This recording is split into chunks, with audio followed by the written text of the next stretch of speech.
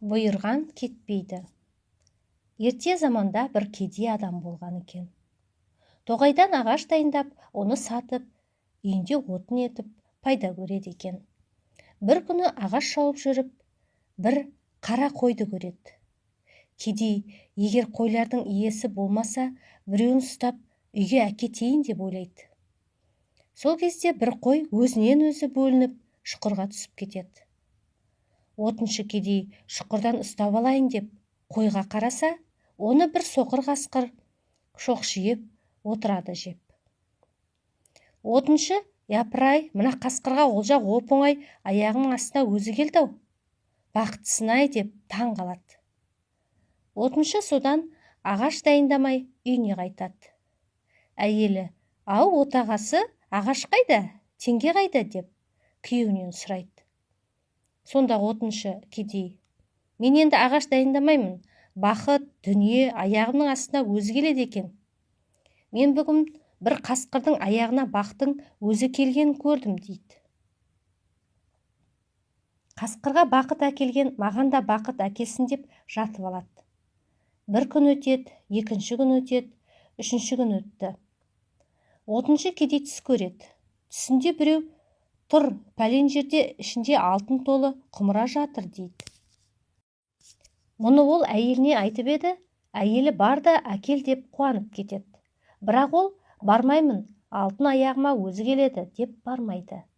Отыншы мен әйелінің әңгімесін көрші әйел естіп, ол қожайынына айтады.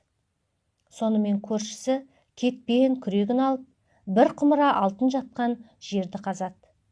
Жерден құмыраны қазып алып, үйіне келіп, бетін ашқанда, ішінен бір топ ұялы жылан шығады.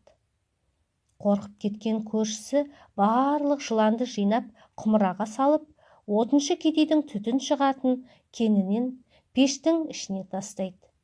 Сол заматта пеш түбіне түскен жыландар алтынға айналады. Тасыр-тұсыр дыбыстан отыншының әйелі оянып, пештің аузын ашады да, ондағы алтынды көреді да, күйеуіне айтады.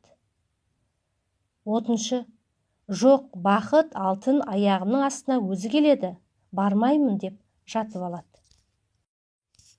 Әйелі 5-6 алтынды көрпешіне, оның аяқ жағына тастап, тұр енді, алтын өзі келді, дегенде ұшып тұрып, енді өзі келді ме деп, алтынды өзі пештен шығарып алып, алаңсыз өмір сүрген екен. Әркім несібесіне лайықты күн кешіп, маңдайына жазылғанды көреді.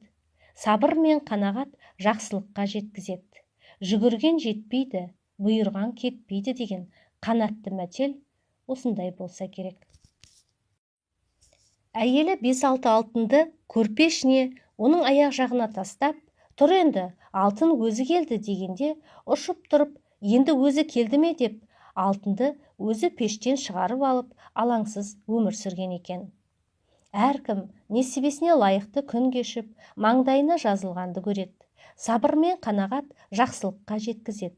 Жүгірген жетпейді, бұйырған кетпейді деген қанатты мәтел осыдан болса керек.